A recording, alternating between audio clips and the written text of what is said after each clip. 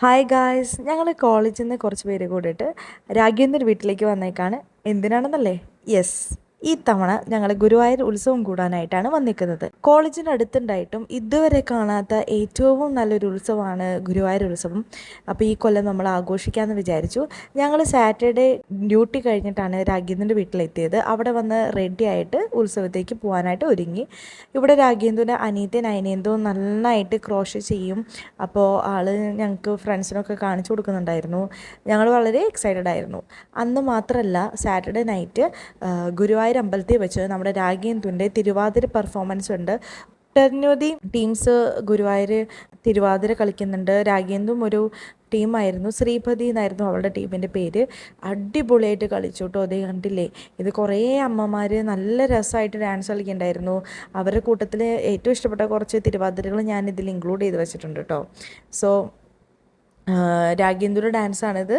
അവളുടെ പെർഫോമൻസ് കാണാൻ വേണ്ടിയിട്ട് ഞങ്ങൾ കുറച്ച് നേരം അവിടെ ഇരുന്നു.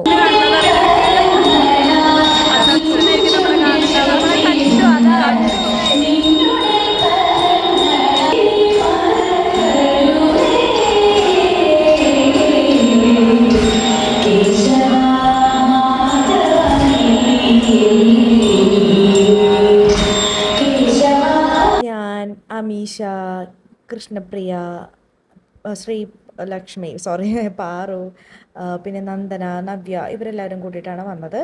അവൾക്ക് ഡാൻസ് കളി ഒരു സർട്ടിഫിക്കറ്റൊക്കെ കിട്ടിയിട്ടുണ്ടായിരുന്നു.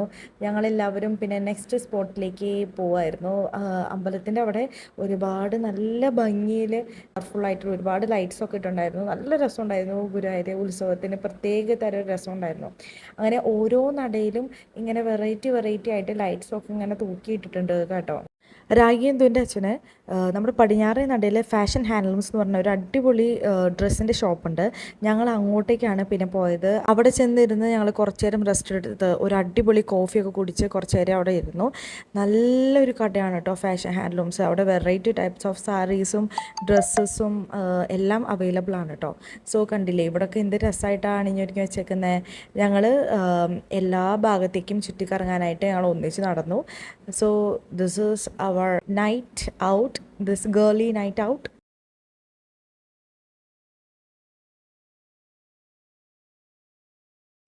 ഗുരുവായൂർ അമ്പലത്തിൽ നമ്മുടെ ഫ്ലവേഴ്സിലെ ടോപ്പ് സിംഗറിലെ കുറേ പിള്ളേരുടെ അടിപൊളി ഗാനമേളയൊക്കെ ഉണ്ടായിരുന്നു. പിന്നെ എന്ത് രസമാണ് ഇങ്ങനെ ലൈറ്റൊക്കെ ഇട്ട് കാണാനായിട്ട്. പിന്നെ ഒരുപാട് ഇങ്ങനെ സ്റ്റാച്യൂസൊക്കെ ഉണ്ടായിരുന്നു കേട്ടോ അവിടെ. താമരക്കണ്ണനും കണ്ടില്ലേ, വെറൈറ്റി. പിന്നെ സ്റ്റേജും പന്തലുകളും. പിന്നെ അവിടെ ഫ്ലവർ ഷോ ഉണ്ടായിരുന്നു. ഞങ്ങൾ ഫ്ലവർ ഷോയിൽ കയറി. അവിടെ ഉണ്ടായിരുന്ന ഒരു ഗോസ്റ്റിൻ്റെ എൻട്രൻസ് നമ്മൾ കയറിയിട്ടുണ്ടായിരുന്നു. I was in a correct position. ഞാൻ നടക്കാൻ നിൽക്കണ്ടായിരുന്നു, അതുകൊണ്ട് എനിക്ക് അത്ര പേടിയൊന്നും ആയില്ല. ഏറ്റവും ഫ്രണ്ടിൽ നിൽക്കുന്ന ആൾക്കാർക്കും ഏറ്റവും ബാക്കിൽ നിൽക്കുന്ന ആൾക്കാർക്കും പേടിയുണ്ടായിരുന്നു. So let's see what happening here.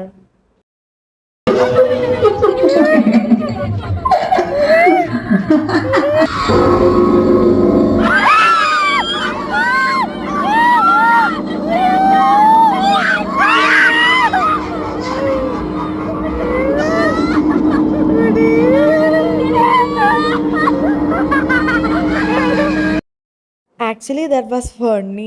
സത്യം പറഞ്ഞ ഒരു മനുഷ്യൻ പെട്ടെന്ന് വന്ന് നമ്മുടെ ഫ്രണ്ടിൽ ചാടി. പെട്ടെന്ന് വന്ന് കയറിയപ്പോൾ ഒരു പേടിയുണ്ടായിരുന്നു. പക്ഷേ കുറച്ച് കണ്ടപ്പോഴൊക്കെ ചിരി വന്നു. ഞങ്ങൾ ചിരിച്ചൊന്ന് മാറി എന്നൊക്കെ പറഞ്ഞിട്ട് അവർ മാറിയൊന്നുമില്ല. പിന്നെ കുറച്ച് കഴിഞ്ഞിട്ടാണ് മാറിയത്. നല്ല രസമുണ്ടായിരുന്നു എക്സ്പീരിയൻസ്.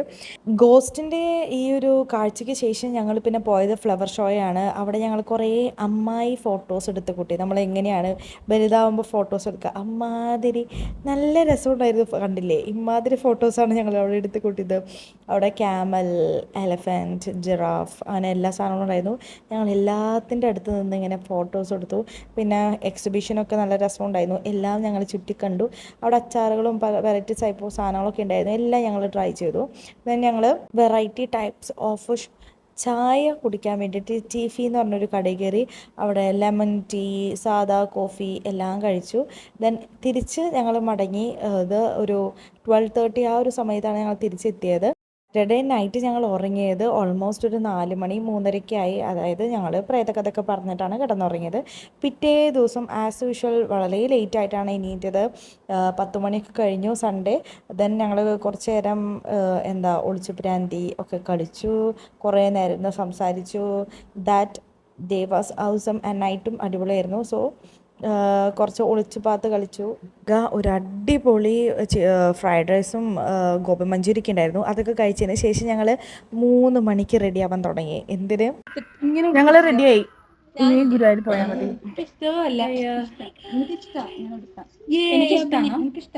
ഓൾമോസ്റ്റ് ഒരു 6 മണിയായി. ഞങ്ങളൊരു 3 മണിക്ക് തുടങ്ങിയതാണ് ഒരു ഡ്രസ്സിങ്. ഞാൻ നോർമലി 1 ഫീറ്റ് നീ 1 ഫീറ്റ് ഇട്ട സാരി ഫ്രണ്ടിലിരുന്നു. നീ ഫ്രണ്ടിലിരുന്നു. അണിഞ്ഞൊരുങ്ങി കഴിഞ്ഞാൽ ഒരു ഫോട്ടോ ഒക്കെ നിർബന്ധമല്ലേ. ഞങ്ങളങ്ങനെ കുറച്ച് നേരം ഇരുന്ന് ഫോട്ടോസൊക്കെ എടുത്തിട്ട് പിന്നെ തിരിച്ച് ഗുരുവായൂർ അമ്പലത്തിലേക്ക് എത്തി. അവിടെ ഭഗവാനെ വരവേൽക്കാനായിട്ട് നല്ല രസമായിട്ട് എല്ലാ കടയുടെ ഫ്രണ്ടിലായിട്ട് തിരിയൊക്കെ തെളിച്ച് വച്ചിട്ടുണ്ടായിരുന്നു. ഇതാണ് രാഗേന്ദ്രൻ്റെ അമ്മയും അച്ഛനും. നല്ലൊരു എക്സ്പീരിയൻസ് ആയിരുന്നു അത്. അതിനുശേഷം ഞങ്ങൾ കോഫിയൊക്കെ കുടിച്ച് വീണ്ടും ഒരു കറക്കത്തിന് പോയി. അവിടെ പള്ളിവേട്ട കാണാൻ വേണ്ടിയിട്ടും ഭഗവാനെ എഴുന്നള്ളിപ്പും എല്ലാം ഉണ്ടായിരുന്നു. അപ്പോൾ ഇതാണ് ഭഗവാനെ എഴുന്നള്ളിക്കണേ നമ്മൾ.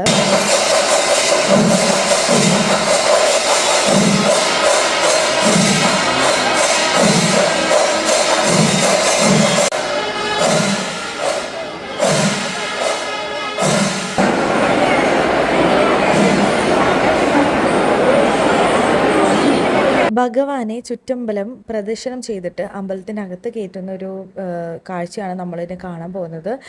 അപ്പോൾ എല്ലാവരും നല്ലോണം സാരി എടുത്ത് വന്നത്. That was A bad idea actually. നമ്മൾ കഴിഞ്ഞ ദിവസം എടുത്താൽ മതിയായിരുന്നു, ഈ ദിവസം വേണ്ടായിരുന്നു.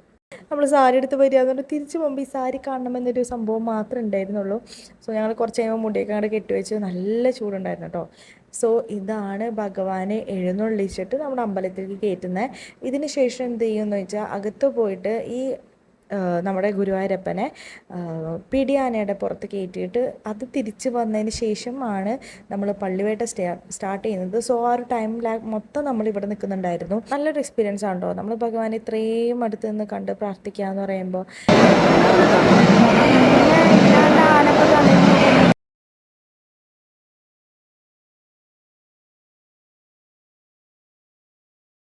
അമ്പലത്തിൻ്റെ അകത്തുള്ള കാഴ്ചകളെല്ലാം നമുക്ക് ലൈവായിട്ട് ബിഗ് സ്ക്രീനിൽ പുറത്ത് കാണാൻ പറ്റുന്നുണ്ടായിരുന്നു. അറിയാമോ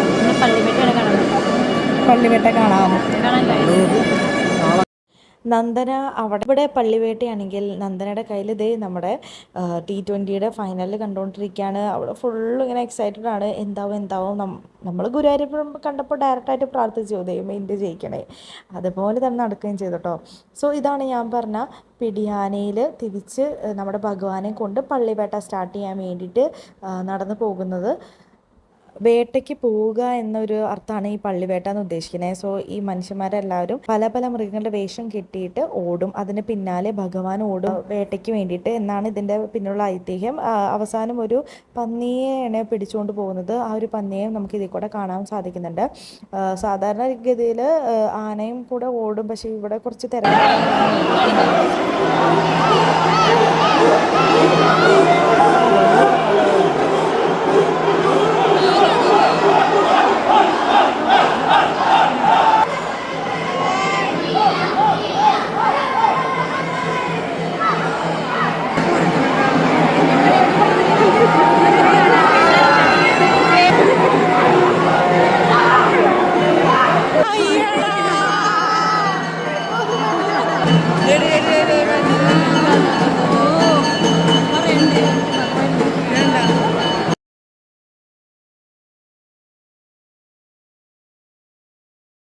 ഇതുപോലെയാണ് ഏറ്റവും അവസാനം ആനപ്പുറത്ത് നിന്നുകൊണ്ട് ഭഗവാൻ പള്ളിവേട്ട കഴിഞ്ഞിട്ട് അമ്പലത്തിൻ്റെ അകത്തേക്ക് കയറും. പിന്നെ അവിടെയും വച്ചും ഈ സെയിം സംഭവം തന്നെ, അതായത് ചുറ്റും നടക്കും. പക്ഷെ അത് നമ്മൾ അകത്തേക്ക് കയറാൻ പറ്റിയില്ല, അതുകൊണ്ട് നമുക്കത് കാണാൻ പറ്റിയില്ല. ഞങ്ങൾ തിരിച്ച് വീണ്ടും ഒരു റൗണ്ട് അമ്പലമൊക്കെ ചുറ്റിയിട്ട് ഒരു 11:30-12 മണിയായപ്പോൾ നമ്മൾ വീട്ടിലെത്തി. അവിടുന്ന് വീണ്ടും ഭക്ഷണമൊക്കെ കഴിച്ച് ഞങ്ങൾ കിടന്നുറങ്ങി. മൺഡേ ഞങ്ങൾക്ക് ഡ്യൂട്ടി ഉള്ളത് കാരണം ഞങ്ങൾ നേരത്തെ എണീറ്റ് റെഡിയായി കോളേജിൽ പോകാൻ നിൽക്കുകയാണ്. സോ ദാറ്റ് വി ആർ വൈൻഡപ്പിങ് our Guruvayur vlog. Thank U.